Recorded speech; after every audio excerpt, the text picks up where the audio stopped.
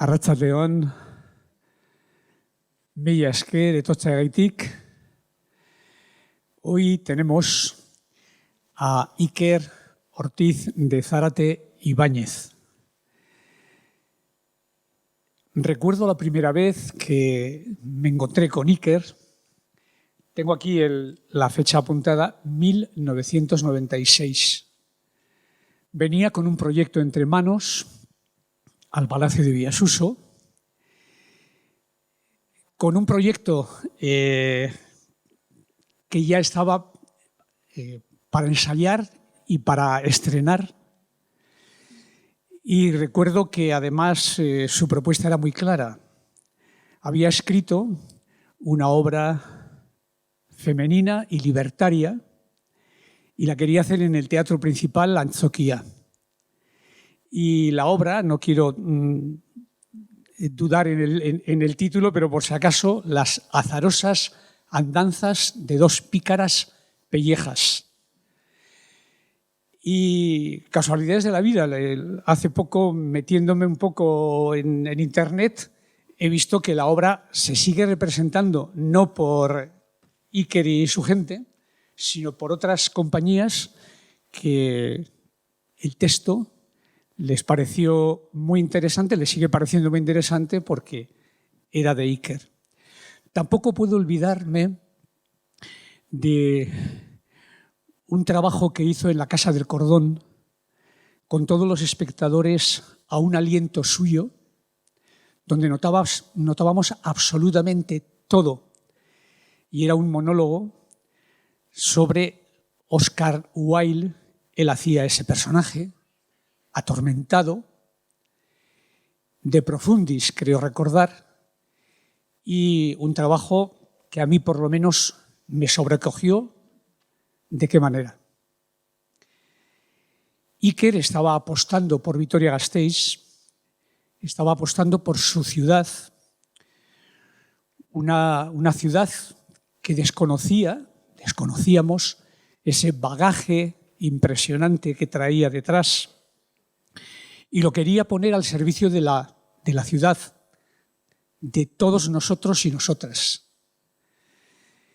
Y quería hacerlo lo que ahora está muy de moda, eso de kilómetro cero, las artes escénicas de kilómetro cero. Él es licenciado en arte dramático con matrícula de honor por la Universidad de Kent, en Canterbury, y ha hecho estudios de interpretación en Madrid, París, Nueva York, y con la joven y luchadora experiencia de ser actor, director, autor, adaptador teatral, docente global, un auténtico dinamizador al estilo del hombre del Renacimiento y un políglota.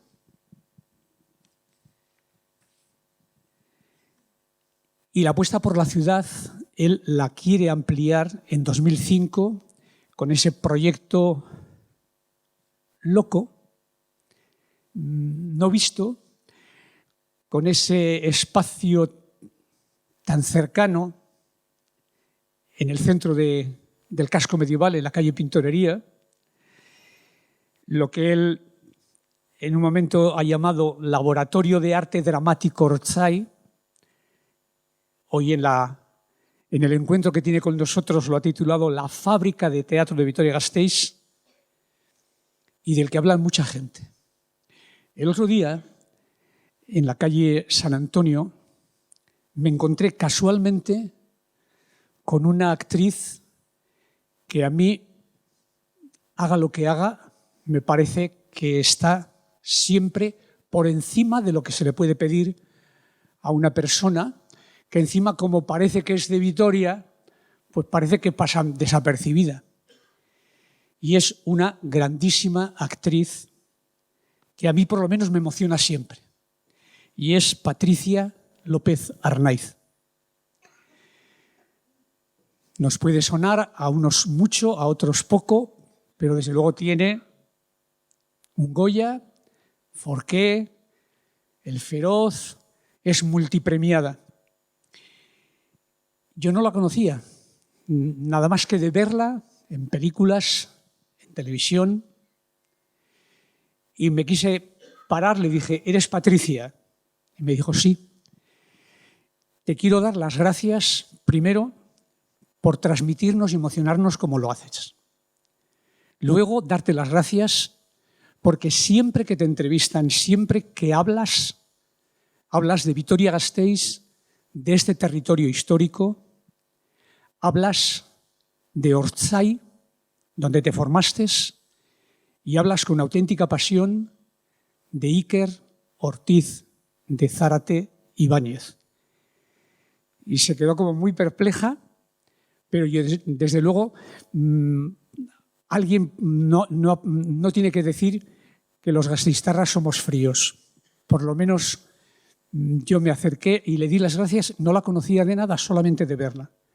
Pero me emociona que la gente que creemos que son de aquí y nos sirven, o que bueno, que en ese sentido somos un poco, ¿verdad? Los alaveses tenemos que hacérnoslo mirar, pues tenemos que estar orgullosos. Y hoy tenemos que estar orgullosos de Iker Ortiz de Zárate Ibáñez, y repito lo de Ibáñez porque hubo un momento incluso que su apellido, claro, lo de los apellidos compuestos fuera en el extranjero, pues suelen ser complicados, ¿no? A mí, no en el extranjero, pero por aquí cerca enseguida, en cuanto ven un Ruiz de Gordoa, lo paran y plum, dicen Enrique Ruiz. No, Ruiz de Gordoa. No, es que solamente le he pedido el primer apellido. No, es que es Ruiz de Gordoa. Bueno, pero le va a dar igual, ¿no? No, es que soy Ruiz de Gordoa Alda. Bueno, pero mire, aquí tiene la tarjeta suya y ya está. No, perdone. ¿Cómo se llama la hija de la duquesa de Alba?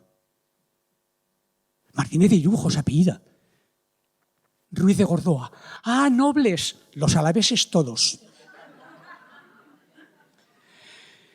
No quiero dilatar más esto porque yo creo que merece que la palabra la tenga Iker, que hoy Iker, su fundador, el motor, el alma, la pasión de Ortzai, merece que la conozcamos, los que lo conocemos lo redescubramos y le podamos preguntar, que para eso hoy lo tenemos con nosotros. Pero creo que antes me ha dicho Eduardo que quería poner un vídeo. Después ya sabéis, cuando sacar el vídeo, Chalo, Aundi bat.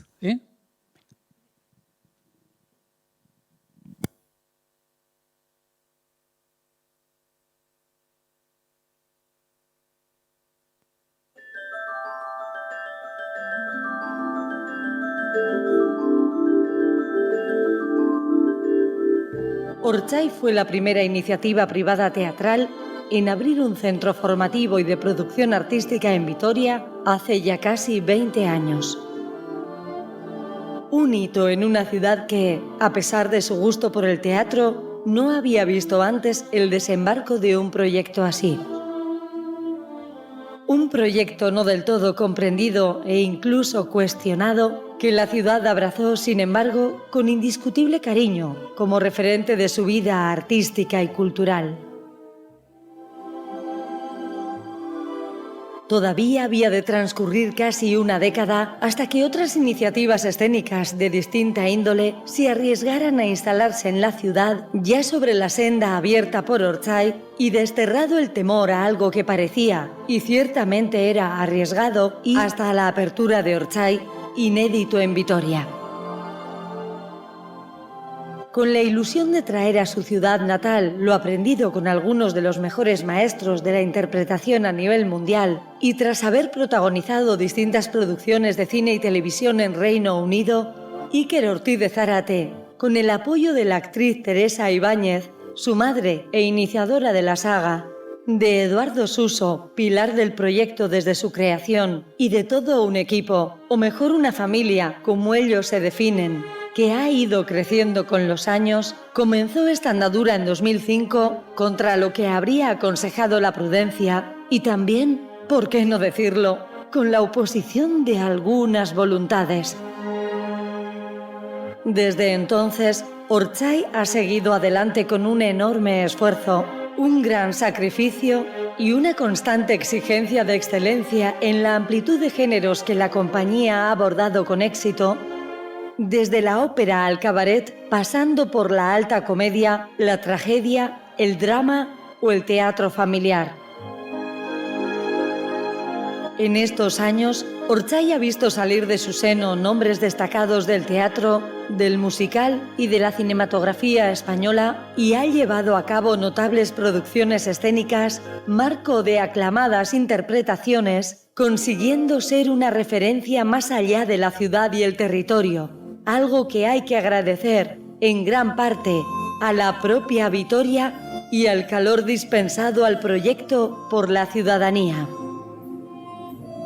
En este tiempo, Orchay ha girado por el mundo llevando el nombre de Vitoria a los distintos países en los que ha actuado y ha acogido en su centro de la calle Pintorería a destacados nombres del cine y el teatro nacional e internacional.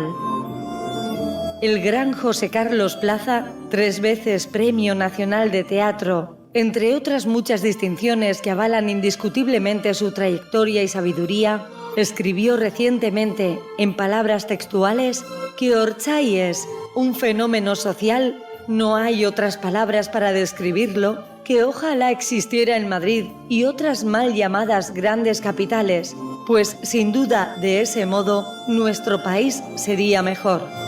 Ello demuestra que, cuando al hablar Iker Ortiz de Zárate de su voluntad de fundar un centro teatral en Vitoria a su madre, Teresa Ibáñez, ella le dijo: si se hace algo, tiene que ser algo bueno, sus palabras fueron tomadas en serio.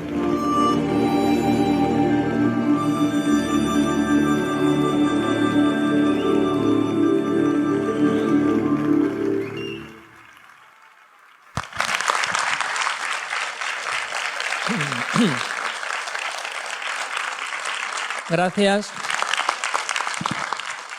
Gracias, muchas gracias. Gracias por venir y buenas tardes. Muy emocionante para mí ver el vídeo, es la primera vez que lo veía y me ha parecido emocionante. He visto caras, algunas de las cuales estáis hoy aquí, otras que no están aquí, pero lo estarán seguro de corazón. Y las palabras de José Carlos Plaza, pues un gran maestro, al que esperamos muy pronto en Vitoria, dentro de 10 días, nuevamente, y que, pues que es un orgullo. Cuando él escribió eso, yo ya dije que yo ya tenía mi Premio Nacional de Teatro, no me hace falta más. Este encuentro me gustaría que fuera una charla, pero una charla entre todos, más que una especie de conferencia dada desde aquí hacia el auditorio. Entonces, de verdad, yo no veo ni en la vida normal, con que con un foco delante veo todavía menos. Cuando alguien quiera hacer una pregunta, que la haga, o cualquier observación o disensión, un desacuerdo. Pues, yo prefiero que sea una conversación entre todos. Con lo cual, animo a que, sin levantar la mano, sin pedir turno de palabra, porque desde aquí, insisto, no se ve, cada cual participe. Por hablar un poco de Orchay, que es verdad que siempre ha tenido, a pesar de ser una iniciativa pues llevada a cabo desde el ámbito privado, siempre ha tenido un espíritu de ciudad y era algo que yo sentía, y luego todas las personas que se han involucrado en el proyecto han sentido que era un proyecto de la ciudad, para la ciudad y de la ciudad. Voy a hablar de dónde puede venir todo ello, y ello viene de mis inicios, del inicio de mi pasión por la interpretación, que yo no sabía dónde me iba a llevar. Para mí la interpretación era la del cine, ya lo he dicho muchas veces, eran aquellos sábados cine, el sábado cine, con aquellas columnas que giraban, aquellas presentaciones tan de los años 70 que a mí me parecían puro lujo, que luego ya no podía ver porque llegaba el rombo o los 2 rombos y entonces había que ir a la cama, pero yo pues siempre trataba de atisbar. Para mí el cine era aquello, el cine era Gilda, yo quería ser Gilda, yo quería ser Gilda. El cine era no poder ver La zapatilla de cristal con Leslie Caron cuando tú sabías que era Cenicienta, pero como tenía un rombo te mandaban a la cama. Y ese es un pequeño trauma que se me quedó para siempre. Quiero decir con esto que el cine marcó mi vida. Yo veía a las grandes actrices, los grandes actores. Yo siempre quería ser una de ellas. Quería estar ahí. Teresa Ibáñez, mi madre, ella dice que entonces no podía ver las películas porque tenía que ejercer de madre, pero bueno, el caso es que hablaba mucho de las películas y entonces me hablaba de los actores ingleses, las actrices inglesas. Mi pasmo cuando yo sabía de repente que Warren Beatty y... ¿cómo se llama? Perdón. Warren Beatty y... Shirley MacLaine eran hermanos y el apellido era distinto, claro, cosas que yo no entendía. Todo eso venía de ella me hablaba del cine. Y supongo que aquello, unido a alguna especie de inclinación psicológica o inclinación genética, pues hizo que mi camino se decantase por ahí. Lo más cercano era el teatro, porque en el colegio podíamos hacer teatro y entonces hice mi primer papel, que no se me olvidará, de naranja, con una naranja de cartulina por delante y otra por detrás, jugando al corro. El segundo papel fue Mildred, de los Roper, Mildred Roper. Y ya el tercero, en el que yo quise hacer de Olivia Newton-John en Gris, pues me lo boicoteó, me abortó aquel intento mi profesora, Elena Eguidazu, que ahora es madre de Ricarte, que es un director de teatro a su vez. Pero en aquel momento ella terminó con aquella inclinación teatral mía, diciendo literalmente, cuando yo le propuse para el Festival de Navidad que queríamos hacer aquello, y era un desastre lo que estábamos planeando, dijo, esto es una chorrada. Y con esas palabras, que yo no había oído nunca, se acabó. Y nada, pues fue pasando el tiempo y aquel sueño pues siempre estaba ahí, pero por circunstancias de la vida pues se fue posponiendo hasta que ya con 18 años sería, pues tuve la oportunidad de hacer un curso de mimo, un pequeño taller de mimo, un pequeño taller de voz. Yo lo vi claro. Había discutido muchas veces con muchas personas, porque yo cine, yo teatro, no, eso. Y finalmente llegó el momento y lo pude hacer. Me fui de Vitoria con pesar. Recuerdo que con pesar, aunque yo recomiendo siempre a todos mis compañeros y compañeras, sobre todo los que inician su andadura conmigo, yo siempre les digo que viajen, que conozcan, que se enriquezcan, porque yo he tenido siempre muy buena suerte allá donde he ido. He tenido una acogida excepcional, me han ayudado. Y sin encontrarme con personas como las que me he encontrado, seguramente yo no habría hecho este camino. Entonces, en esa confianza, yo siempre les animo a que salgan, pero a mí me costó mucho. Me producía un profundo pesar. Recuerdo que me decían, ya, pero no te preocupes, que Vitoria va a estar siempre aquí, que vamos a estar siempre aquí, me decían. Y yo decía, ya, pero... Me fui. Fue París, la primera gran ciudad, luego fue Madrid, y allí estando en Madrid, sin tener preparación, porque no la tenía, por circunstancias, y de esto el audiovisual tiene mucho, no tanto el teatro, pero porque tiene otras exigencias, pero sí el audiovisual, hice unas pruebas para Michael Winterbottom, un director inglés, reputado en su momento en ciertos círculos, ahora ya muy conocido, y conseguí el papel protagonista de una de sus primeras películas, El protagonista. Y fue un muy buen trabajo porque él era muy buen director, porque la historia era muy bonita y el equipo era un equipo pequeño. Y después surgió una serie de televisión de la BBC, El Dorado. Era el mayor proyecto de ficción que habían abordado nunca, el mayor presupuesto que había abordado nunca la BBC, con un reparto internacional de distintos países europeos, y fue un desastre. Fue un gran desastre porque el principal problema eran unos guiones que no estaban a la altura, que no nos daban mucha oportunidad de desarrollar nada, y bueno, aquella experiencia en cuanto a resultados no fue buena, pero en cuanto a aprendizaje fue maravillosa. Tristemente, y esto también el audiovisual sabe mucho de esto, mis compañeros, sobre todo los ingleses, que provenían además de formaciones prestigiosas como las compañías nacionales, el Shakespeare, no volvieron a trabajar nunca más, al menos durante muchos años, muchos de ellos no volvieron a trabajar. Yo diría que sus carreras no se han vuelto a reponer. Yo tuve la suerte de marchar a Madrid y unos años más tarde, por nuevas casualidades de la vida, me reconcilié un poco con el Reino Unido porque tuve la suerte de protagonizar una serie que fue nominada a los BAFTA, que son los premios, pues, como aquí los Goya, como mejor serie educativa del año 2000. En aquel momento yo ya estaba en Madrid y yo ya había tenido muy buenos profesores, allá donde hubiera estado, con mucho sacrificio, pero yo había tenido muy buenos maestros. Y ya empezaba a sentir que yo aquello lo quería traer a Vitoria. Yo quería volver por mí y sobre todo, de verdad, había algo que me hacía querer verter aquí lo que yo había aprendido. Y entonces yo me había ido formando en todos estos años en distintos sitios y decidí hacer lo que es ya la carrera de arte dramático para tener algo que, de alguna manera, aunque nadie te lo va a preguntar ni te lo va a pedir, yo quería tener algo que con vistas a formar a otras personas o ayudarles o pues me avalase. Y entonces hice la carrera de arte dramático ya con 30 años. Por eso lo de los resultados de matrícula de honor, porque yo la disfruté mucho más que las personas que la hacían con 18 y 19, porque para ellos era continuar los estudios y para mí pues fue un tiempo maravilloso, fue un lujo, de los años más felices de mi vida. Y una vez acabados los estudios, yo me reuní con un profesor al que yo admiraba mucho, Luis Blat, que aparecía en el vídeo y que ha estado también en Vitoria, ha estado en Orchay muchas veces, y me acuerdo que entre lágrimas le conté lo que yo quería hacer, porque mi preocupación era que yo no quería defraudar a nadie, yo no quería ser mal docente. Yo no me considero docente, para empezar, porque no lo soy. Mi formación es la de intérprete, nada más. Yo considero a quienes vienen a entrenar conmigo como actores y actrices, cada cual en su distinto momento de crecimiento artístico, pues igual que yo, porque el crecimiento de un actor no acaba nunca. Yo he visto actores y actrices que han dicho yo ya lo sé todo y en ese momento han ido para abajo, porque aquí el que no entrena, el que no sigue aprendiendo, desentrena. Entonces, pero en aquel momento yo le hablé a él, le dije, yo no quiero ser mal docente, no quiero hacerlo mal, no quiero estropearle a nadie la vocación, yo no quiero... Y me dijo, él lo vas a hacer muy bien.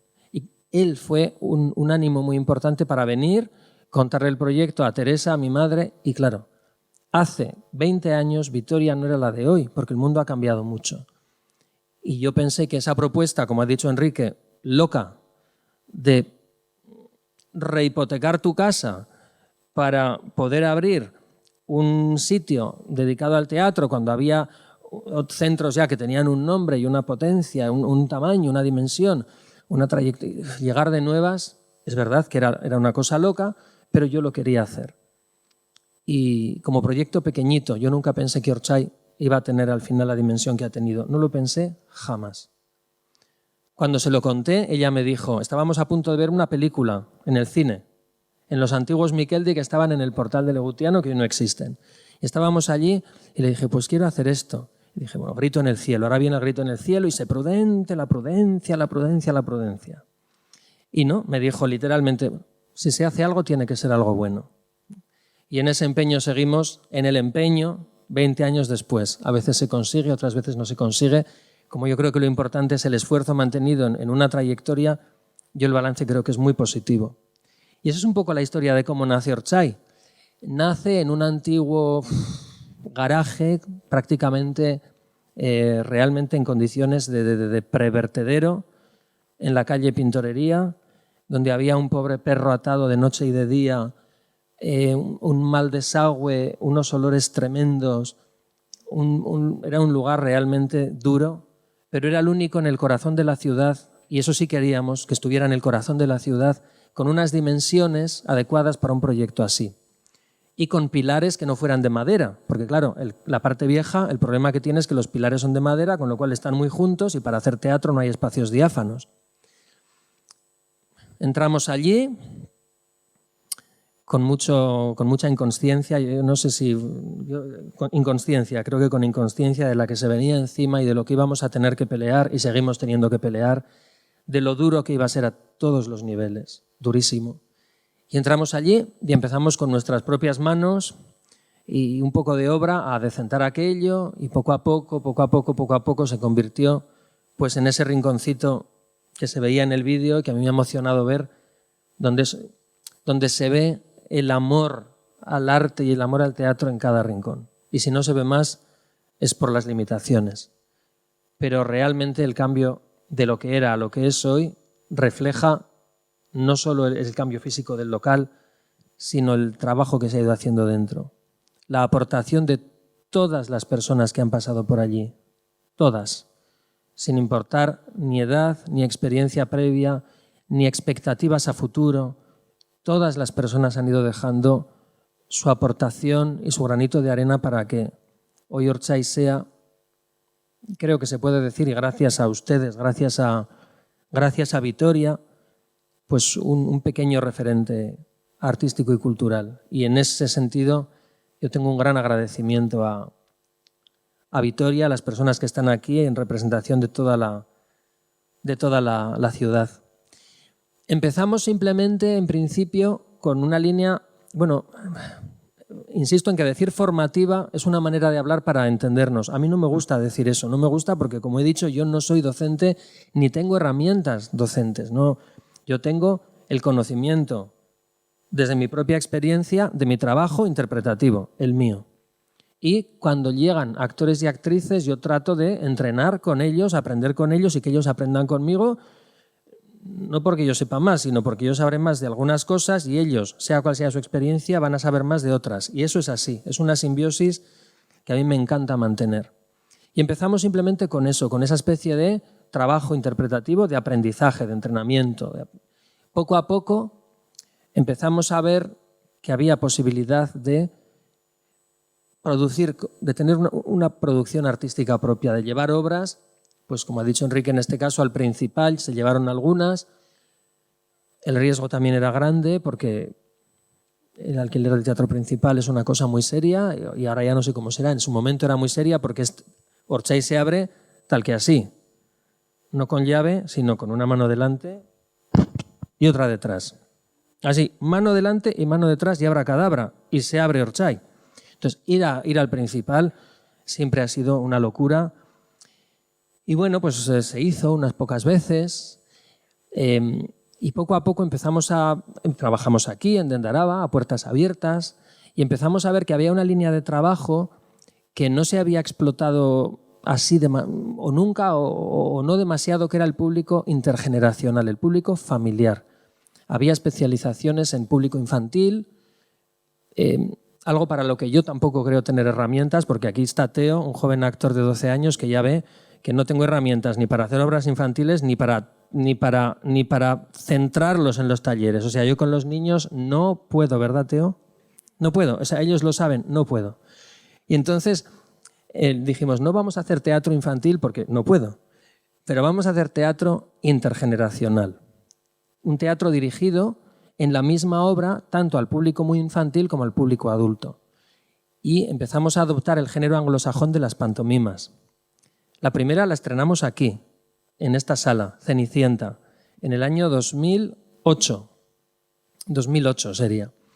Y bueno, es un género que viene de muy antiguo, hereda de la comedia del arte, hereda de muchas... Y lo que hace es que en la época navideña se llevan a cabo títulos como Cenicienta, Caperucita, Blancanieves, pero siempre desde un prisma un poco transgresor, desde el humor, con un lenguaje dirigido a los pequeños y al mismo tiempo a los mayores, y encantó. Aquello encantó. Y a partir de ahí nos dimos cuenta de que había un filón para nosotros. Y seguimos trabajando muy principalmente con esas obras de público intergeneracional, donde la gente se ríe, lo pasa bien, pero tras las cuales se da lugar, y eso nos encanta, a que las personas que vienen guarden eso en el recuerdo y los pequeños de repente tengan que hablar con los mayores de eso que no han acabado de entender del todo, de por qué el mayor se reía que yo no lo he entendido. Nos parecía que era una cosa muy valiosa. Y seguimos en esa línea por eso. Es una línea además que nos permite quitar de los cuentos tradicionales pues muchos de los roles de género u otras herencias no deseables que se heredan con los cuentos y fomentar los valores positivos que tienen, que nos permiten hablar del mundo de hoy, del cuidado medioambiental, de un consumo crítico, de la igualdad en todos los sentidos, de género, de clase, de la educación para la paz, y todo ello a través del humor. Y las personas lo agradecen mucho. Ahora estamos representando La Sirenita y de verdad que siendo como es una auténtica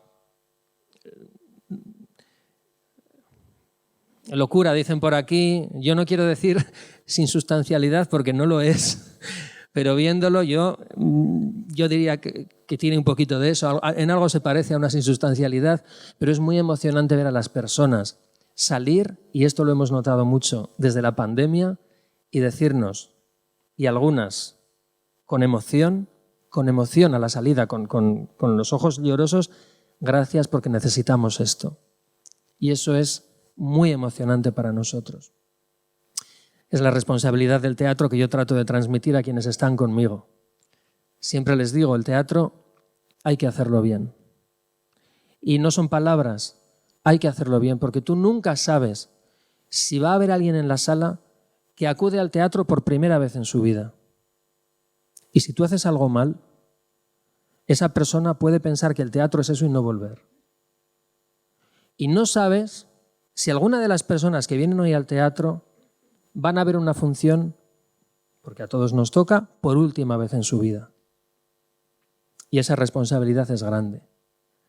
Entonces ahí seguimos con ese esfuerzo, con ese público intergeneracional y luego ya con obras solamente de adultos. Recientemente hemos tenido el Tartufo este verano, el agosto pasado, que ha sido uno de los mayores éxitos y yo no apostaba por él en la medida en que caló en el público. Era un Tartufo traído a la Segunda República en el seno de una familia republicana tras el alzamiento. Entonces, claro, realmente yo creo que conseguimos resucitar en la gente que acudió la risa y el escozor y la retranca que experimentaba el público de Molière en su época. No quisimos hacer un Molière de museo, ni un Molière con las referencias puramente francesas que nos pillan muy lejos y no entendemos, sino que lo trajimos a un pasado muy reciente, con una estética muy gustosa, y caló en el público de un modo increíble. Y después hemos tenido en el Principal, donde hacía mucho tiempo que no estábamos, la unión de dos tragedias, de Las Troyanas y de Hécuba, en Perra. Perra es un título propio, pero funde las dos tragedias. Y eso es un poco la línea de trabajo que tenemos. Voy a mirar aquí, y por favor, si hay alguna pregunta o algún comentario, por favor, no esperen a ver. Voy a buscar aquí los apuntes que me he hecho. ¿No hay ninguna pregunta entre tanto? Sí hay algo que el vídeo... Ah, sí. Pensaba. Dime, yo repito para la cámara, sí.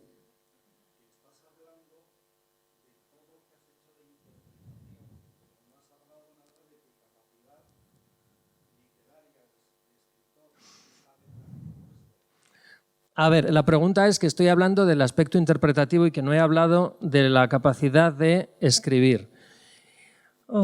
Es que yo tampoco creo que tenga una gran capacidad para escribir. Yo sé que ha habido momentos muy puntuales de inspiración, muy puntual, como Las azarosas andanzas de dos pícaras pellejas, que es una obra de humor que se está haciendo y se hace en muchos sitios y es una obra que yo volvería a hacer mañana porque la hicimos hace poco y sé que vuelve a gustar. Escribí también Y ahora Eta orain, que era la primera, y eso es verdad, ser el primero en algo no quiere decir ser el mejor y ni tan siquiera haber hecho algo bueno. Pero bueno, por lo menos fuimos los primeros en llevar a escena una obra acerca de la convivencia, de la posibilidad o no de convivencia, de la posibilidad o no de reconciliación después de sufrir la violencia terrorista, ambientando la obra en el País Vasco, en concreto en Álava y en la actualidad. Nos parecía que el teatro siempre hablaba de la violencia, pero siempre como en otros marcos, en otras metáforas, en otros países, y decidimos hacerlo aquí. Y lo hicimos en un momento en el que todavía ETA no había anunciado el fin de su actividad y teníamos muchos consejos en contra. Y la hicimos y encantó, y ha habido foros acerca de esa obra muy interesantes, se ha llevado a otros países porque es una obra que no tiene ningún tipo de balance, ningún tipo de respuesta, simplemente plantea la situación. Y como experiencia teatral no se había hecho nunca. Y allá donde ha estado ha gustado. Esa obra yo me sigo sintiendo orgulloso de ella porque es verdad que literariamente tiene ciertos trucos, ciertas idas y venidas, ciertos mecanismos, pero quitando Las pícaras pellejas y ahora Eta orain y Vitoria, que es una obra que es un profundo homenaje a la ciudad a través de la figura de la marquesa de Montehermoso, nunca conocida y lamentablemente, y nos dolió, o me dolió, lamentablemente vista a través de prismas políticos de hoy, cuando es una mujer de hace 2 siglos, más adelantada que nosotros ahora en nuestro tiempo. Exceptuando esas 3 obras, yo no he vuelto a... Yo no creo que mi capacidad... Adaptarse me da bien, porque meter la tijera, hablando ya ven que no, hablando yo me meto en un jardín y no sé parar, yo me enrollo, pero meter la tijera a un texto de otro yo hago ra con mucha ligereza y eso lo resuelvo bien. Escribir no y además no es lo mío y creo que esos 3 momentos de inspiración puntual han sido realmente fructíferos, buenos y es verdad que yo leo esas obras y digo, ahí va, esto lo he escrito yo. ¿Cómo he podido escribir esto? Pero luego echo la vista atrás y veo otras obras que he escrito y desearía que jamás se hubieran publicado porque me da auténtico pudor y de hecho una la compré hace poco en eBay pagando bastante más de lo que valdrían esas fotocopias solo porque no siga circulando. Quiero decir que no. Victoria sí, por ejemplo. Victoria era... La figura de la marquesa de Montermoso es impresionante. Nos habla de una Victoria con una importancia capital, bueno, y tan capital en su época. Una figura muy hermosa, una mujer que muere en Francia exiliada por los conservadores que vienen detrás y ella se exilia y en su exilio sigue recibiendo a su hija, a la que abandona aquí por amor a José, que ella viaja a Francia con él, y recibe a su hija y a su marido, partidario absoluto de Fernando VII, el conservador inquisidor que había causado el exilio de ella, y ella lo sigue recibiendo, una mujer por la convivencia, una mujer que establece en el sur de Francia la enseñanza igualitaria para niños y niñas, una mujer que hace un montón por la sanidad, que hace y que nunca quiso que sus obras llevaran su firma. O sea, existen, cuando vino aquí su biógrafo y dio 2 conferencias en Orsay, Alexis Ichas, que vino de París, para hablar e ilustrarnos acerca de la figura antes del estreno de la obra, nos comentaba eso, que ella, existen documentos, hay constancia de que ella exigía a los ayuntamientos que su nombre no estuviera detrás. Entonces, claro, es una inspiración tan fuerte, o lo vivido con la violencia, o bueno, ya mi deseo de llevar al escenario la Revolución Francesa, pues 3 inspiraciones, pero no, escribir no es lo mío, no. Cortar sí. Soy Mateo. Ay, Mateo. Te oigo, ¿eh? Voy a seguir mirando aquí porque así me viene muy bien que preguntéis porque voy mirando los apuntes. Tú dime, que no te veo total. He conocido el cielo y el infierno por ti. Ha sido mi maestro y eres mi amigo. He tenido la suerte de trabajar contigo y para ti. Creo que en el arte, el crecimiento, es muy paralelo al vital. No sé si en las profesiones que nos gustan vocacionales o sensibles, el crecimiento personal o vital de la persona es tan igualitario como el del artista, ¿no? Esa transformación de la realidad en el arte en general, ¿de acuerdo? En ese sentido, es lo que yo opino, yo contigo crecí a la vez que artísticamente, personalmente, en muchos aspectos, y esto te lo quiero agradecer.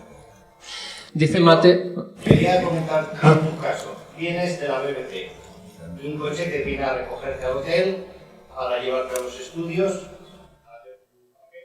Espera, digo hasta aquí por si no se oye y por si no entra en antena y ahora haces la pregunta, ¿vale? La pregunta de Mateo, bueno, Mateo es amigo y actor, maravilloso actor, estuvo en la obra Victoria, hacía uno de los personajes protagonistas y bueno, pues su aportación ha sido siempre en esa obra en concreto enorme y luego en otras siempre ha estado ahí para trabajar, para echar una mano, siempre. Y bueno, él dice que él considera que el crecimiento en una trayectoria artística va paralelo al crecimiento vital, al crecimiento de la persona. Lo dice y medio me lo pregunta. Yo le digo que sí. También ha dicho que conmigo ha conocido el cielo y solo el cielo. ¿Y qué más? Y ahora viene la pregunta, que yo vengo de la BBC. El caso es, viniendo de la BBC, con un coche que viene a recogerte, con un chofer al hotel, que te lleva al estudio, que te devuelve al hotel. El hotel es una estrella, la mayor cadena de televisión a nivel mundial por calidad y por impulso.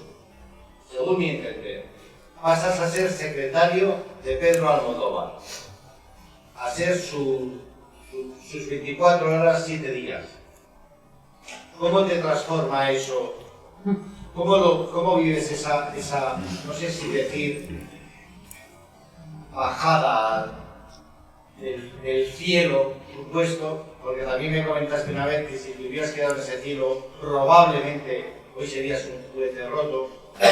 Tú lo dijiste en la sala conmigo una vez y es verdad, que podrías haber triunfado ya, pero si hubiera triunfado con 20 años, a lo mejor no soy como soy ahora, ¿no? ¿Y cómo pasas a ser secretario de Pedro Almodóvar y qué supones de ser lo que eras a tener que aguantar y aguantar de este pedazo de director, ¿no? No, de Pedro no tuve que aguantar nada porque realmente conmigo fue siempre... Bueno, tampoco... A ver, él me pregunta, después de haber trabajado en la BBC, donde un coche te va a buscar al hotel y te lleva al estudio y en el propio plató tienes a alguien que te acompaña del camerino al set y del set al camerino y otra vez el chofer y tienes esa especie de... No sé, si alguien lo considera un estatus, de verdad, no es mi caso y no es por menospreciar nada, porque todo tiene su lado bueno, principalmente todo tiene su lado bueno en esas circunstancias, pero después es verdad que estuve trabajando en producción con Pedro Almodóvar durante 13 meses y pregunta a ver cómo ocurrió esa... Mateo lo califica como una bajada y es verdad que en cierto modo lo fue, porque yo cuando acabo El Dorado, la serie de la BBC, que fue, como digo, un estrepitoso desastre, era el mayor presupuesto nunca en la televisión pública británica. No podíamos estar, o sea, era en prime time, en horario, ¿cómo se dice? En horario estelar, 3 días a la semana, horario estelar de mediodía, horario estelar de la noche, se repetía el episodio. Una campaña publicitaria nunca vista antes, coincidiendo con una crisis económica muy profunda que tuvo el Reino Unido en los años 90, años 92-93, una crisis económica terrible. El país estaba crispado y sufriendo y veían, por otro lado, algo que pienso que de haber tenido la calidad que se esperaba, habría sido un motivo de cierto optimismo, habrían visto luz en la pantalla y habrían visto, pero claro, no fue el caso, no fue el caso. Fracasaron los guiones y sin buenos guiones es muy difícil trabajar.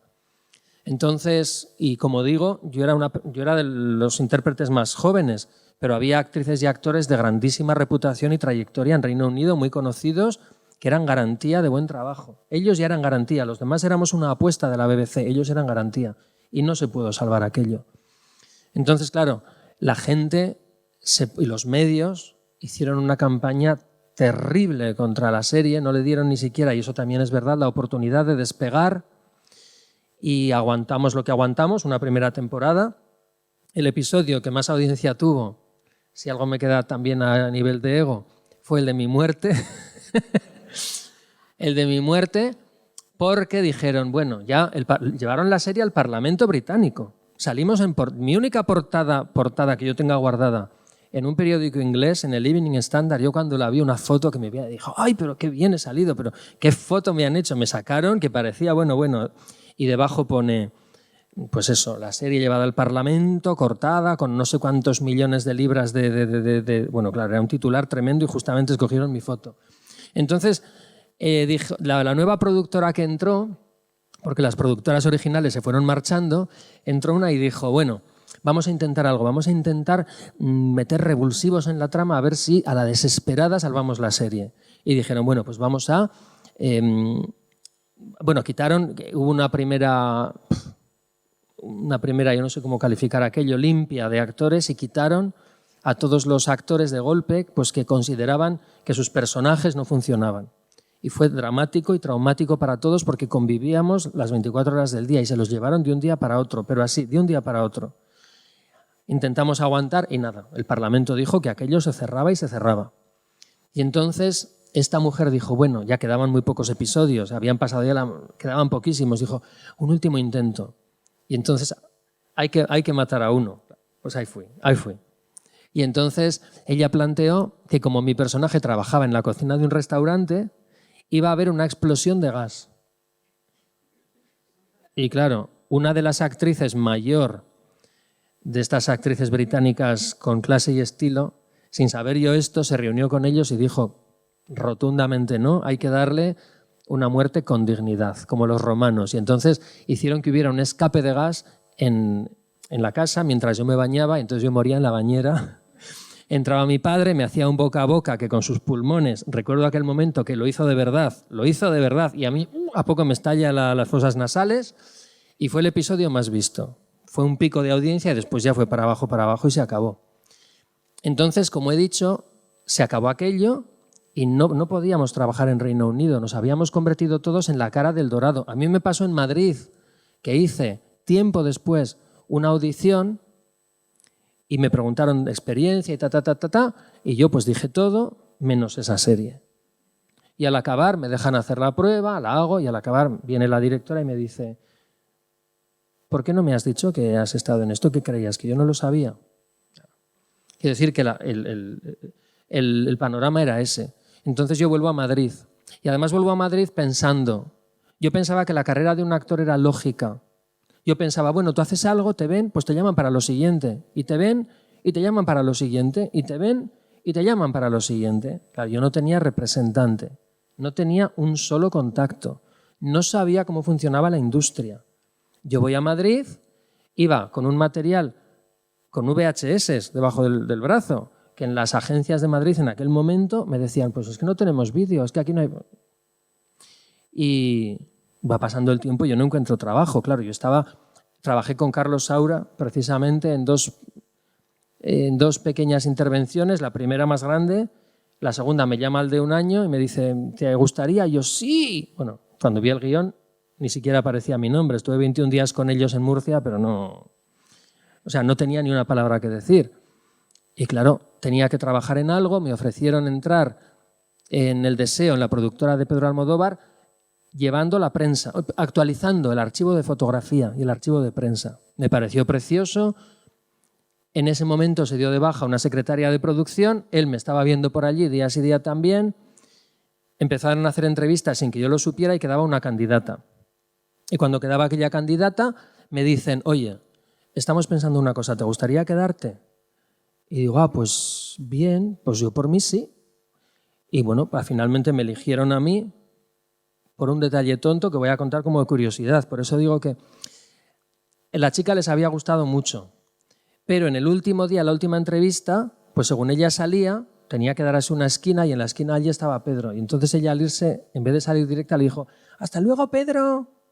Y a él eso no le gustó nada porque a él lo que le había gustado de mí justamente era que cuando yo estaba trabajando allí, él entraba al despachito mío y yo seguía a lo mío y hola, y seguía. Y esa fue la razón tonta y redonda por la que me quedé. Y bueno, me quedé muy feliz, pero claro, era un trabajo que no me gustaba. Se acabó lo de archivar prensa, que eso era muy bonito, y empezó a ser llevar contratación de actores, seguridad social, pasar a limpio los guiones, o sea, lo que he tenido que hacer luego en Orchay en un porcentaje altísimo, ¿verdad? Sacrificando el tiempo creativo y sacrificando el tiempo interpretativo, tener que hacer gestión. Claro, no aguanté nada. Entonces no es que fuera una caída a los infiernos per se, fue una caída a los infiernos porque ni era lo mío, ni yo sabía hacerlo y además, cruel realidad, estando allí, claro, es lo que dice Mateo, la circunstancia vital también va muy paralela a la artística en muchos casos, ¿no? Claro, yo estaba allí haciendo un papel de secretariado, que lo había estudiado en Deusto, porque estudié antes de lanzarme a esto, dije voy a estudiar secretariado de dirección, que me va a servir para los idiomas. Y entonces hacía una labor de secretariado y no me satisfacía nada estando allí, precisamente en los tiempos de aburrimiento. Yo no me acuerdo cómo se hacía, F1, F2, no me acuerdo, yo cambiaba la pantalla y me ponía a escribir teatro. Y es cuando escribí la primera obra, Matrona Univiro, que luego se estrenó aquí en el Principal. Quiero decir que, y estando allí en aquellas circunstancias, pues de llevar un puesto de gestión, recuerdo que un día vienen con la guía de actores, un libro así de gordo que se editaba en su día, con la guía de todos los actores, y llega el jefe de producción de turno, jaja, ¿pero qué haces tú aquí? Pero jajaja, pero no se les había ni pasado por la cabeza que una persona que está, pues porque tú, o sea, en lo artístico de algún modo involucionas, porque estás a otra cosa. Es el gran sacrificio de llevar adelante, por ejemplo, hoy día algo como Orchay, para mí, porque mi tiempo creativo, mi tiempo de posibles escrituras, sin ser mi talento, pero mi tiempo de posibles escrituras, mi tiempo de selección de textos, de lectura, de acudir a ver cosas de otros compañeros en el teatro aquí o mismamente al cine, pues lo tengo que empeñar en ir a casa y ponerme al ordenador.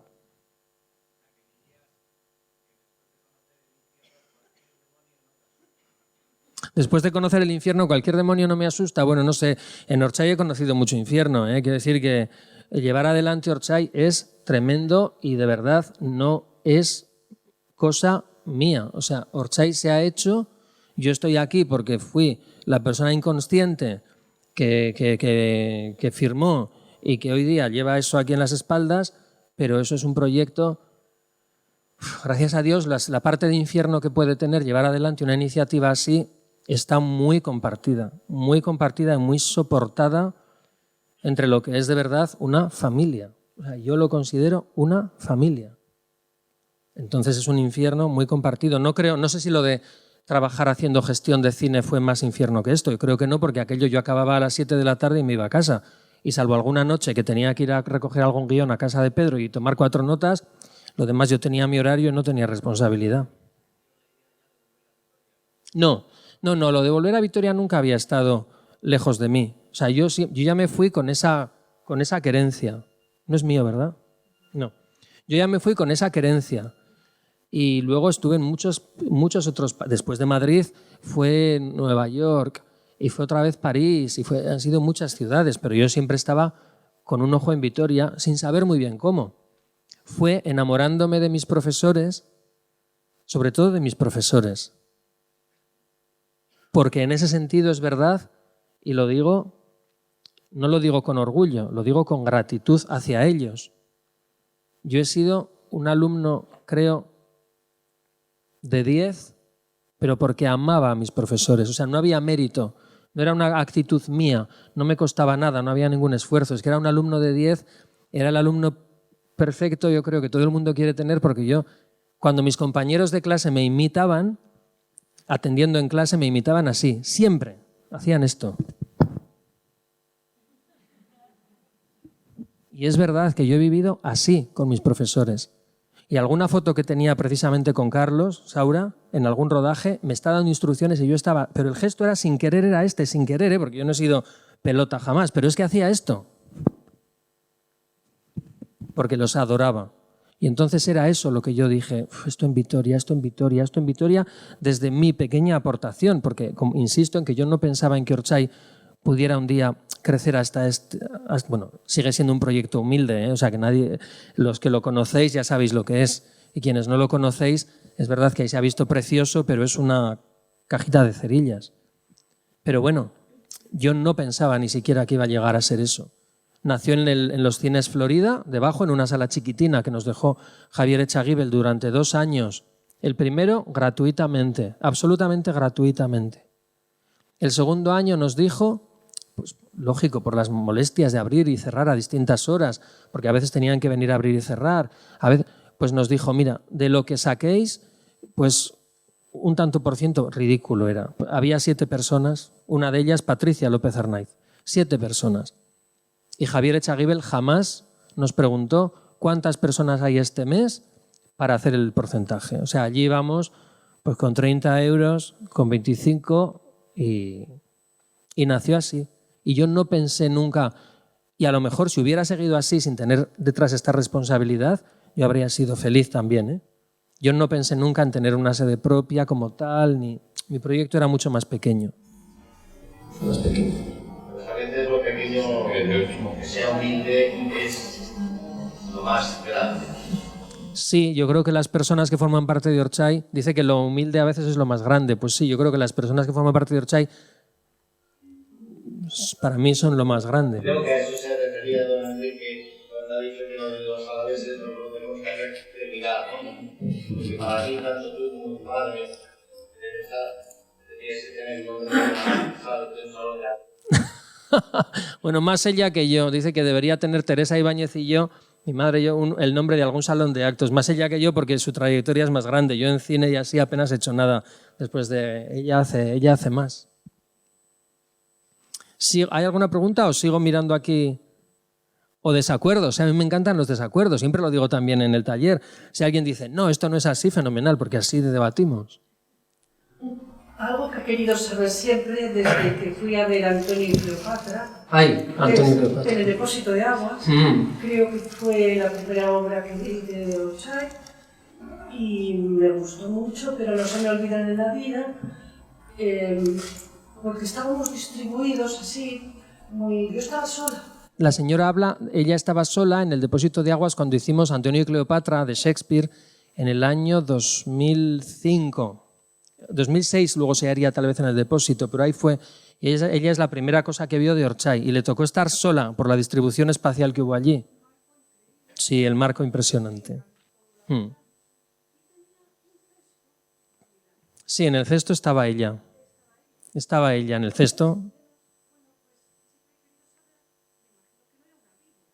No era una víbora.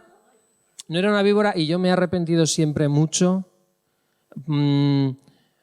Claro, era Antonio y Cleopatra de William Shakespeare. Se hizo en lo posible sin artificio teatral.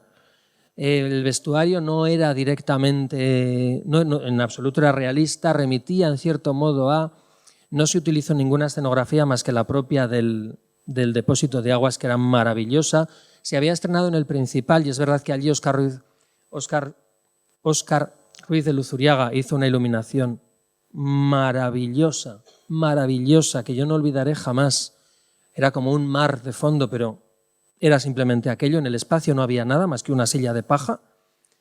Y yo por aquello sentí, y por la cercanía, sobre todo después del público que estaba al lado en el depósito de aguas, yo no vi otro remedio más que realmente allí estuviera la serpiente. Entonces la serpiente estaba en el cesto. Me he arrepentido siempre. Porque, por ejemplo, en Victoria es verdad que aparecía un perrito que le llamamos Dupont, que era, lo traía Mateo o el compañero que se alternaban ellos en el papel del almirante, y bueno, pues era mi perrito, el perrito de José Bonaparte, y aquel perrito estaba encantado porque Idoia Rebollo, la protagonista, era su mamá. Entonces el perrito iba allí con su mamá, estaba allí, además era ideal, tú decías Dupont, y él, aunque no se llamaba Dupont, aparecía, venía y le subía en brazos y era divino. Y ese perrito a mí no me ha importado por eso, porque él estaba en su casa, él sabía dónde venía y estaba en su casa. Yo de la pobre serpiente sí me he arrepentido mucho, era real y me arrepiento. No lo volvería a hacer porque creo que no le va en el sueldo. Es decir, a nosotros sí nos va en el sueldo lo que nos pueda pasar, pero a una pobre culebra no. Pero sí estaba en el cesto, sí.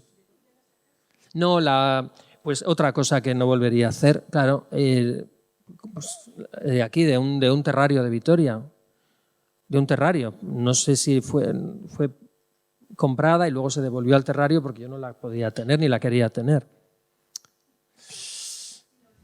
Sí, pero no lo volvería a hacer por ética animal, porque a la pobre no le va en el sueldo. Entonces no. ¿Alguna cosa más mientras busco aquí? Sí, pregunten.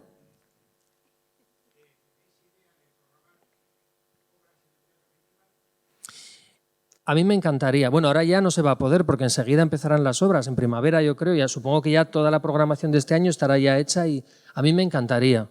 Pero no por...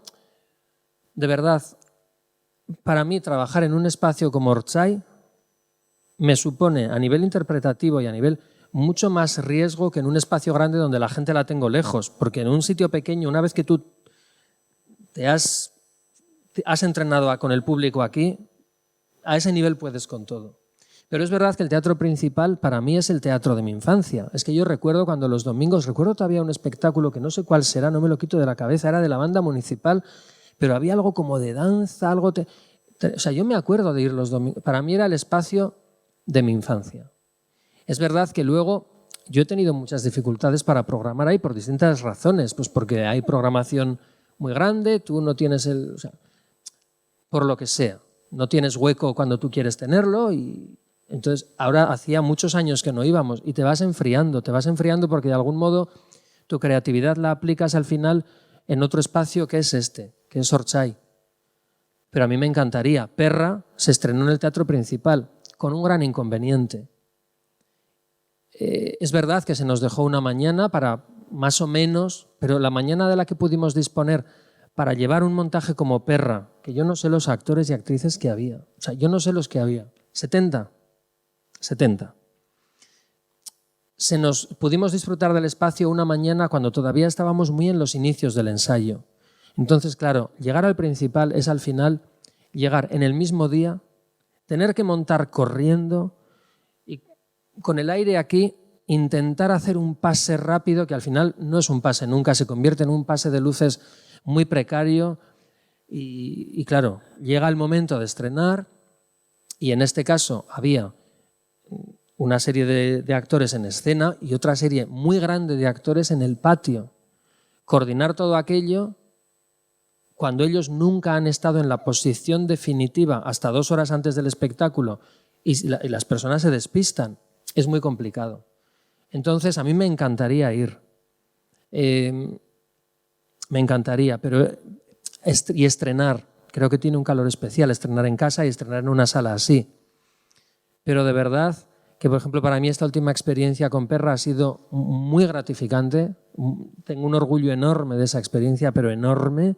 La volvería a hacer mañana, pero porque mañana sé que ya sabemos dónde va cada uno. No puede haber error. Sin embargo, a mí aquel día se empezaron a descuadrar cosas, ciertas cosas, porque unos estaban allí, los otros allí, los otros allí, y hubo cosas que... Y eso hace sufrir mucho. Unas cosas se perciben desde el patio, otras no, pero al que está dentro le hace sufrir. A mí me encantaría... Lo que pasa que sé que es difícil porque computan las horas de los técnicos, las horas de apertura, es el único espacio escénico de esas características de la ciudad. A mí me encantaría que pudiera haber otro, cuando se hablaba, ¿no?, de otro recinto, y que el principal fuera más accesible a ese nivel, que de repente pudieras, al haber 2 espacios, pudiera haber más hueco. A mí me falta ese calor, pero lo que pasa es que yo en cierto modo he perdido esa... O sea, es el teatro de mi niñez y es que lo recuerdo. Yo recuerdo aquel frío cuando yo volví a casa después de lo de la banda municipal, después de ver aquello que lo vi desde un palco, cómo me impresionó aquel espectáculo. Yo creo que había alguno como con unos cuernos, sería algo de mitología vasca, es que no consigo recordar. Pero el impacto que yo tuve, allí entre aquellos terciopelos, claro, ahora solo falta ver Orchay. Ah, pues Orchay, a quien no le guste ese estilo, cursi como el solo, porque es todo terciopelitos y todo, por eso, porque yo tengo esa especie de cofre de mi infancia de estar allí metido. Pero luego a nivel de exposición, pues no es fácil y entonces ojalá fuera. Yo volvería con Perra mañana para resarcirme, porque es arriesgado. Es arriesgado.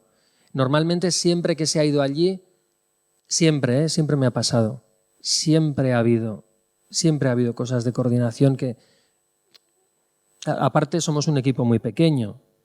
Quien llega de una gira, o aunque estrene una compañía, pero si estrena con un equipo consistente, con una economía buena, que les permite llevar técnicos propios, aparte de los que están allí, que son estupendos, pero claro, ellos tienen sus cosas que cubrir. Pero si tú tienes un presupuesto bueno, llegas con técnicos buenos, con medios buenos, con todo más... Es distinto. Nosotros somos los que somos. O sea, y somos personas que todas aportamos el alma, la vida y damos la salud. Pero eso no es bastante muchas veces cuando tienes que desempeñar tu trabajo en un espacio, ¿no? Ojalá un día haya otro recinto en Vitoria, si es que hace falta, que yo no lo sé porque yo no estoy ahí. O sea, realmente yo no sé las necesidades, no sé las necesidades de la ciudad, pero supongo que si hubiera otro recinto grande, pues igual el principal quedaba un poco más para casa. No sé, no tengo ni idea, ¿eh? ¿Más? Bueno, yo sigo mirando aquí por si me queda algo y si me estoy enrollando y esto se hace largo, me lo dicen porque no sé qué hora es. ¿Las 8? ¿Las? A 8:10, vale. ¿Tenemos tiempo para seguir un poco más? Vale. Bueno, eso, todo esto de lo que estamos hablando, todo el trabajo de Orchay, cuando ya por fin Orchay arranca y se hacen este tipo de trabajos familiares o para público adulto, hay una filosofía desde luego muy clara y es hacer un teatro de arte. Un teatro de arte en el que tú intentas hacer siempre algo bueno. Y yo creo sinceramente que gracias a quienes están en Orchay y a quienes aportan en Orchay y a quienes luchan por Orchay, la mayoría de las veces es así, se consiguen hacer cosas buenas. Otras veces pues no se conseguirán, porque la trayectoria artística no es regular. Pero siempre la base es un teatro de arte. Un teatro de arte que colateralmente es un teatro social y un teatro político. Hace poco tuve que interpretar a Ignacio Aldecoa y tuve que leer sobre él, sus declaraciones, sus entrevistas, e incorporé al monólogo algo que decía él. Él decía, supongo que soy un escritor social porque tengo preocupaciones de carácter social, pero aunque no las tuviera, también lo sería porque toda literatura es social. Me encantó la frase y es una de las que incluí. Y el teatro es igual, es que todo teatro es social. Hay teatro que es específicamente y declaradamente y desde su inicio y su propósito es un fin social. A mí me gustaría pensar que el teatro que hacemos es un teatro artístico, un teatro de arte, pero que evidentemente es un acto político. Yo creo que el teatro es una de las formas más elevadas de hacer política. Se hace en comunidad, se hace para la comunidad y refleja a través del humor, a través de la belleza, a través del drama, a través de la poesía, a través del horror, refleja situaciones acerca de las que la comunidad reflexiona, retrata a esa comunidad y cuando tienes que hacer una apuesta, cuando no vas a ser neutro en lo que muestras, sino que vas a hacer una apuestas por los valores o por las ideas que tú crees que tienes que apostar. Sí. ¿A ti te gusta o no te gusta? ¿Te interesa el hecho de que el teatro sea social y político? Es que creo que no puede... No, yo creo que no puede ser de otra manera. No puede ser de otra manera. Desde el momento en que tú haces algo y lo expones a una comunidad, ya es político. Ya es político por lo que haces o por lo que dejas de hacer. En el momento social en el que tú vives, tú haces algo y vibra, ¿no? Tiene un contenido claro. Ya es claramente un acto político. O evitas, también es político. Evitas, ya estás evitando. Político es de la polis, de la ciudad, y el teatro no puede ser para mí no puede ser de otra manera. Y creo que nuestro teatro es firmemente social, con un compromiso fuerte desde los años 90, cuando no se hablaba tanto del tema. Matrona Univiro, la primera obra que yo escribo justamente haciendo doble pantalla en la productora de Pedro, ¿no? Que yo me aburría, entonces entraba Lola, la jefa de personal, entraba por aquí por la pared y yo F2, creo que era F2, no sé, y cambiaba, ¿no? Pues esa primera obra era una apuesta radical por la igualdad de género, que no se llamaba así en aquel momento, sino bueno, pues feminista o tal, radical. Lo mismo que Las estrellas también brillan en otoño, o lo mismo que Las azarosas andanzas de dos pícaras pellejas, los años 90 hablamos, ¿no?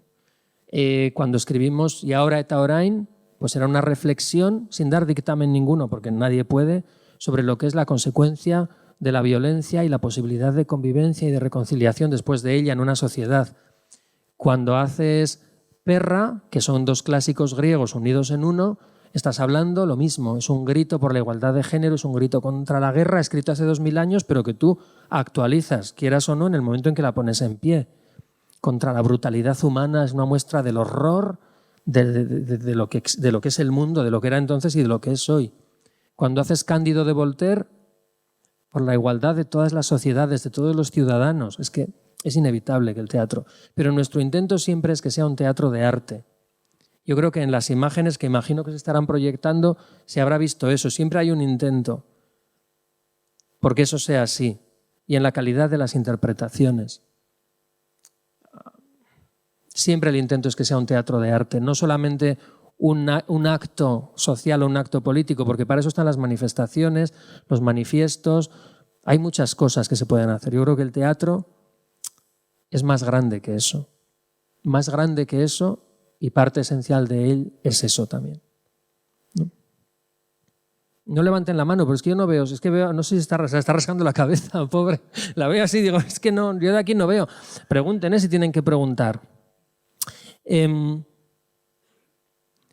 Otra distinción que a mí me duele es una que yo trato de evitar, creo que con éxito, aunque eso no se comprenda muchas veces. Puede no comprenderse, pero yo la evito radicalmente e intento inculcar eso en la mente de las personas que forman parte de esta familia. Y es la distinción en los términos que se hace entre amateur y profesional. Muchas veces se dice, ¿no?, amateur o profesional. Las personas que forman parte de Ortzai, que han formado y que formarán, vienen porque quieren formar parte de ese teatro de arte y quieren aportar. Unos aportan, la mayoría, en la interpretación. Hay personas que de repente vienen y aportan en el vestuario, y hay personas que aportan, incluso a veces han venido personas a aportar un poco en la gestión, porque no tenemos infraestructura. O sea, no podemos crecer más porque como empresa no y vienen y te dicen, mira, haz esta, a ver si te orientan. Y son personas unas que quieren hacer de eso, o eso es ya su modo de vida. Es decir, van a vivir de eso. Otros no van a vivir de eso, ni quieren vivir de eso. En Northside, todas esas personas son iguales. En el sentido, o sea, como intérpretes son iguales.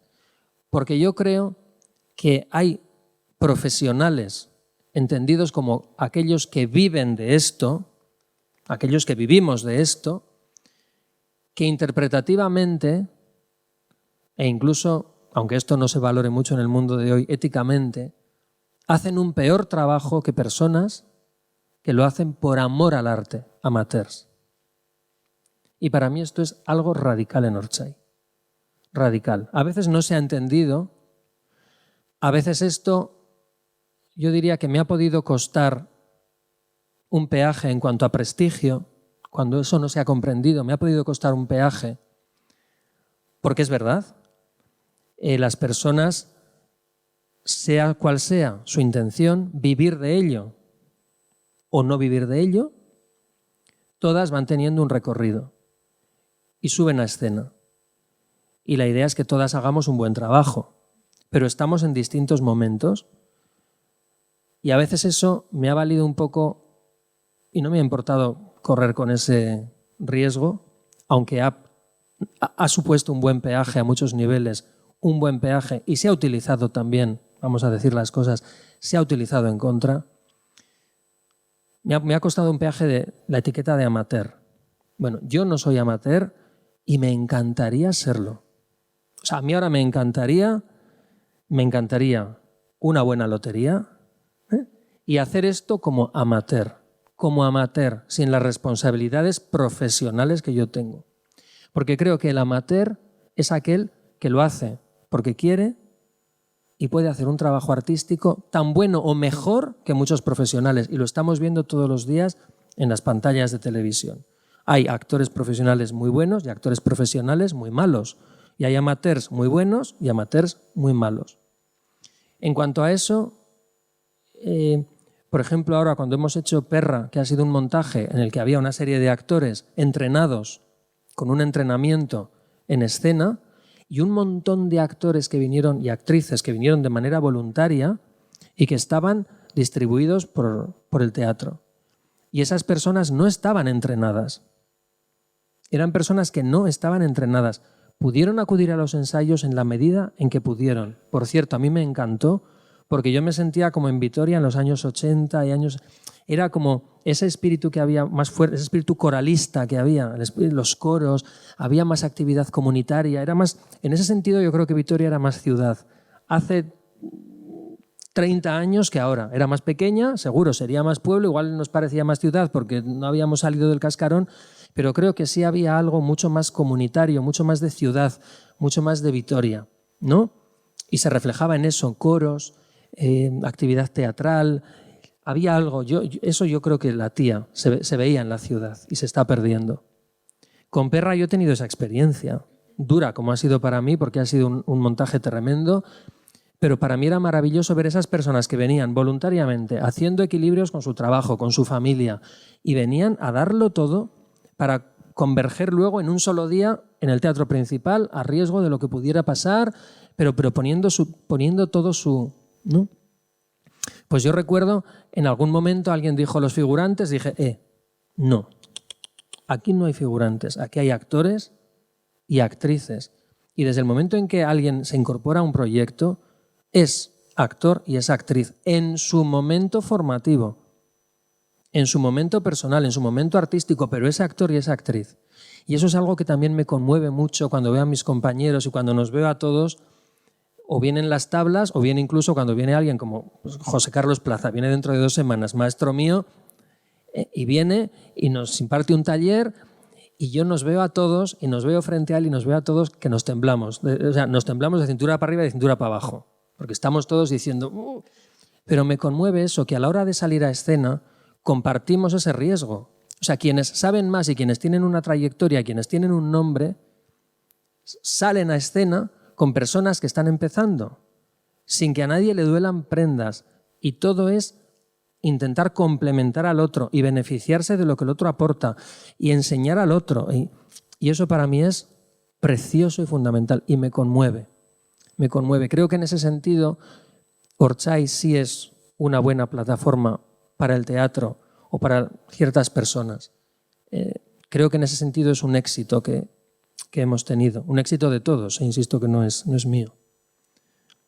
Vuelvo a mirar la pantalla, ¿eh? Si a alguien se le hace largo, que me diga. Es que veo que... Si a alguien se le hace largo, que me lo diga, ¿eh? O bueno, o tú, Jesús, me dices si te acaba el tiempo. Es que yo me enrollo a hablar y no tengo sentido.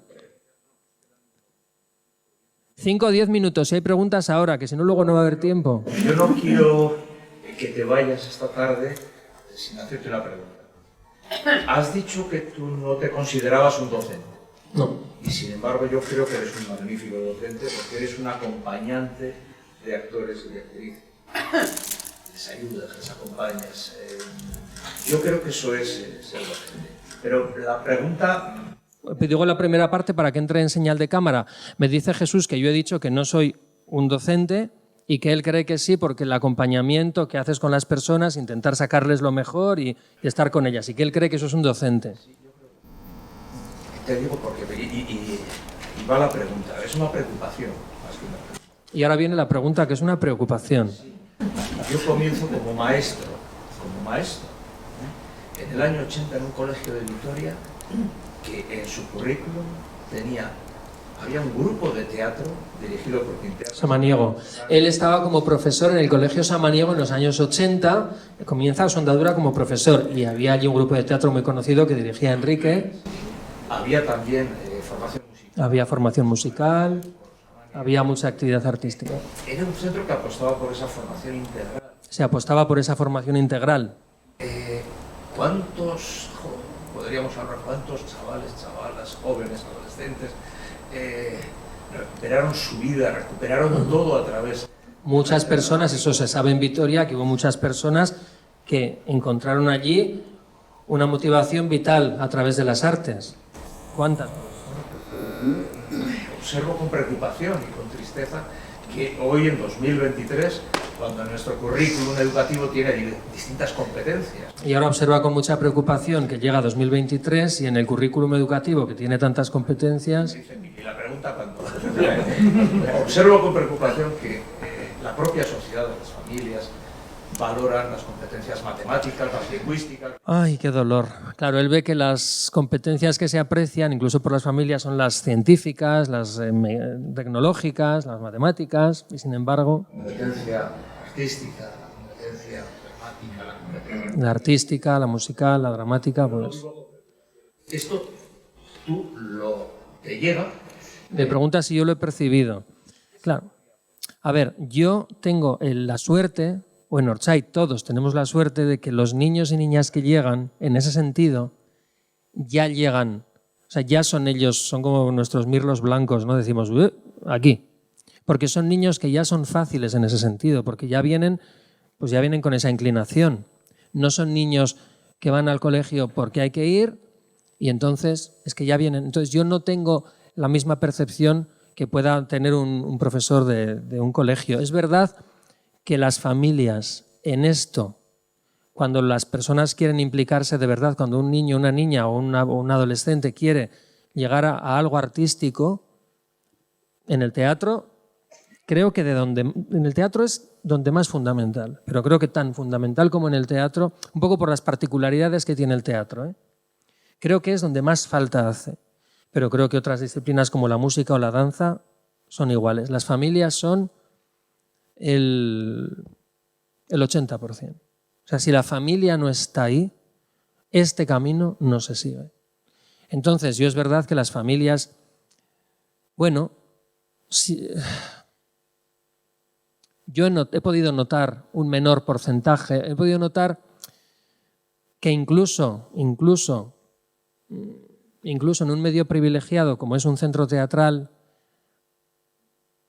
no se entiende igual que hace 15 años la implicación por parte de algunas familias. Igual no se acaba de entender, porque tampoco es fácil en este momento para una familia entender qué es la implicación. No se entiende ya a un nivel social, a un nivel ético. Es verdad que el compromiso es una cosa muy devaluada, por desgracia.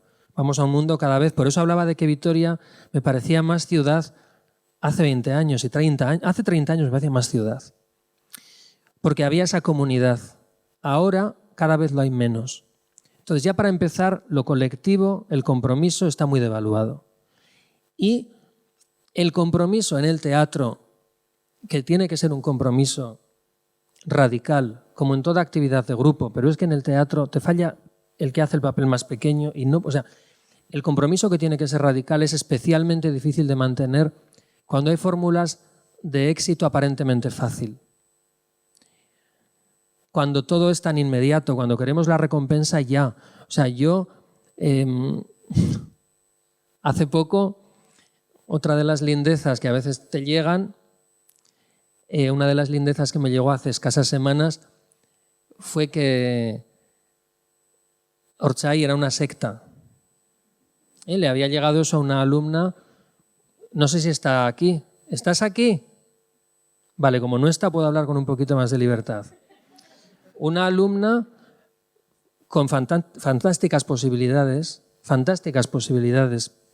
interpretativas, una alumna que está avanzando mucho, una alumna que personalmente está cambiando, como cambiamos todos, gracias al teatro, gracias a las artes, porque cambiamos todos, porque son salud mental, ahora que se habla tanto de ello, son salud mental, pero exigen un precio, es como una rehabilitación. Una rehabilitación exige un precio, exige un compromiso personal. Aquí hay un compromiso personal y colectivo y un entendimiento de lo que estás haciendo. Entonces, a esta alumna que está haciendo un cambio personal importante en su autoconfianza, en su proyección, en su relacionarse y que interpretativamente tiene posibilidades, otros chavales de su edad le habían dicho que Ortzai era una secta porque ellos lo que quieren es, como de hecho algunos de ellos ya están haciendo, o sin formarse o formándose muy poquito, subirse a los escenarios y además subirse a los escenarios y si es con buena retribución, mejor. Lícito, lícito y por favor, contrátenme mañana a mí también todos ustedes, contrátenme que yo también quiero ganar dinerito. Pero lo que ellos no entienden es que una carrera interpretativa, una carrera artística como la de un pianista, como la de un bailarín, una actriz, o sea, cualquier carrera artística, si quiere tener, ya no digo una excelencia, sino un mínimo de calidad, son años de trabajo. Eso a un neurocirujano no se le cuestiona, a un pianista no se le cuestiona, a una soprano no se le cuestiona, a un actor sí. Nos encontramos con esa lucha terrible de que un actor, con tal de que hables más o menos bien y tengas desparpajo y si eres un poquito guapo tal, pues puedes tener suerte y eso es fantástico. Sí es fantástico tener suerte por ser guapa o guapo, sí es fantástico por tener carisma, sí es fantástico. Pero tú tienes que saber que eso no es todo y que eso no es el éxito. Cuando antes me decía Mateo, él me dice, estabas en el hotel, te llevaba el chofer, te volvía el chofer. Bueno, pues yo de verdad lo digo, no recuerdo aquello como un tiempo especialmente feliz, lo digo de verdad. Lo digo, si hubiera sido un tiempo especialmente feliz, seguramente yo habría tenido, a pesar de mi falta de apoyos, otras estrategias u otros intereses que oportunidades he tenido. Y si hablamos pues, de abuso, ahora que también está muy de moda, pues sí, he tenido tentativas de abuso y he tenido abuso. Y posiblemente yo habría cultivado también otras herramientas, no digo solamente esas, sino otras para intentar seguir ahí, pero a mí eso no me daba la felicidad, porque en el fondo de mí yo tenía 23 años y no había tenido todavía una formación. Y cuando yo tenía que rellenar, y de esto me acuerdo como si fuera hoy, un papel en el que tenías que poner profesión, a mí poner actor me parecía que yo no podía poner eso. Y recuerdo comentarlo con una amiga que estaba viviendo en mi casa una vez cuando tuve que rellenar un documento, no sé para qué sería, algún pasaporte o no lo sé, porque antes te preguntaba, profesión y qué pongo. Y sin embargo estaba en horario estelar en la BBC. Entonces es que me preguntas si yo noto esa especie de falta de compromiso, esa especie de falta de amor a las artes. Sí, porque las artes, yo insisto, a pesar de que lícitamente y deseablemente, ojalá mañana Teo con sus 12 años me lo cojan en un casting, oye, y de repente lo lancen y sea un niño súper famoso en 2 días y que se haga de oro. Pero ojalá Teo tenga la cabeza de decir, esto no es ser actor, esto es una suerte que he tenido, pero ser actor es lo que saben hacer pues personas, pues aquí está Teresa o Andoni, que tienen edad, que van teniendo trayectoria, que tienen registros, que saben resolver. ¿Y eso qué conlleva? Tiempo y tiempo y tiempo y esfuerzo y esfuerzo y esfuerzo. Y en eso o están ellos y las familias o nos vamos a otras cosas. Otras cosas que pueden ser juguetes rotos o pueden ser éxitos comerciales que para mí son plausibles para quien quiera eso y ojalá lo tuviéramos todos porque un éxito comercial son ingresos y son puertas que se te abren en los teatros. Pero eso no es ser un actor. Un actor es otra cosa. Muy distinta y lo digo con total convencimiento. Sí, ya me dice Jesús que con esto me he enrollado muchísimo. Bueno, ¿hay alguna pregunta suelta así? No. ¿No? Bueno, gracias en principio para quien se quiere ir marchando, gracias por soportar la chapa, porque yo he dicho que quería que fuera esto una cosa de coloquio. A ver, una pregunta. Tanto que has hablado de Perra, sí. Al final se habla de cuando... De Perra, hablamos de Perra, de cuando se estrena una obra. ¿El trabajo que hay de atrás, qué ha supuesto para ti llevar emocionalmente y físicamente? ¿Perra? Me pregunta qué ha sido para... Pues para mí, yo tenía un consuelo enorme cuando estuvimos ensayando Perra. El material de trabajo era durísimo. Yo sabía que no era un montaje para gustar, no tenía que gustar. O sea, de hecho, me sorprendió cuando oí aplausos porque a veces haces cosas sabiendo que van a gustar o buscando. Esto no tenía que gustar, tenía que ser otra cosa. Un caos, una anarquía, un horror, una falta de normas teatrales. Sabéis, en los que estuvisteis, que no había una... Se renunció en muchas a la teatralización y a la dirección como tal. No tenía que haber un código teatral, era otra historia. Era otra historia. Entonces, dentro de eso, sabiendo que estás trabajando con la fealdad, la brutalidad, el horror humano, lo más sórdido y lo más tremendo, pues era durísimo todos los días, hubo problemas porque a todo el mundo se nos hacía duro y a mí me consolaba tremendamente y me reconfortaba el empeño de todos. Ahora cuando estoy viendo la edición de vídeo, me emociona porque veo a todos haciendo su trabajo y todos dándolo todo y fue muy gratificante. Yo insisto en algo que disfrutamos, que fue que vinieron 50 personas, 50 actores y actrices amateurs y sin entrenamiento a respaldar y a dar sentido al trabajo que tenían que hacer aquí sobre la escena los actores entrenados, los actores profesionales que asumieron un riesgo, que asumisteis un riesgo tremendo, que era trabajar sin una dirección, sin código teatral, en otro lenguaje, bueno, que era un riesgo y que ahí quedó. Para mí fue agotador. ¿Algo más? A ver. Sí. No, ¿qué va? Estamos ahí en eso. Somos tan pequeños, improvisamos tanto, que al final no tenemos capacidad muchas veces de saber de aquí a medio año. Ahora justamente estamos en eso, estamos ya con los títulos que están ahí porque hay que elegir uno y hay varios y estamos pues que no sé. Ahí estamos. Queremos recuperar el Tartufo hasta verano, poderlo programar en primavera y luego la de verano no sabemos. No sabemos. Bueno, mil gracias a todas y a todos por haber venido de verdad. Perdón por la chapa. Gracias.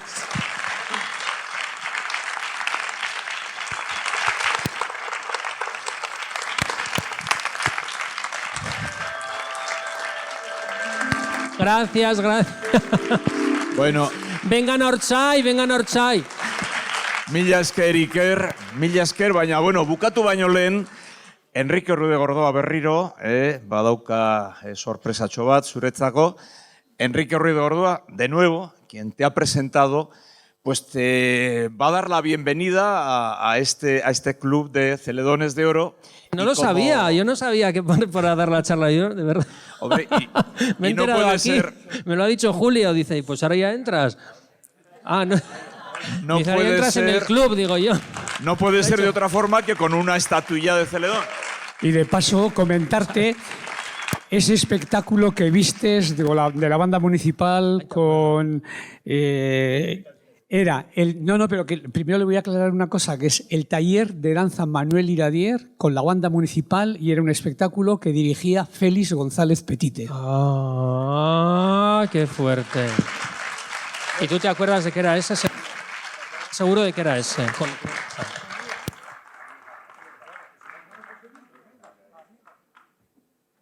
Espectáculo sin saber cuál era, de verdad que ha sido una cosa que he recordado y tengo impactos en la oscuridad de ver, y era, pues no sé, sería como Teo, no sé cuándo sería. Herrían, me dice Pili Ruiz de la Rea que era Herrían.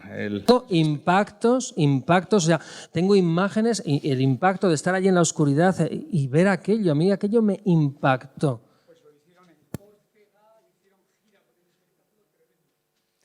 Bueno, Chalo, bero bat, mesedes.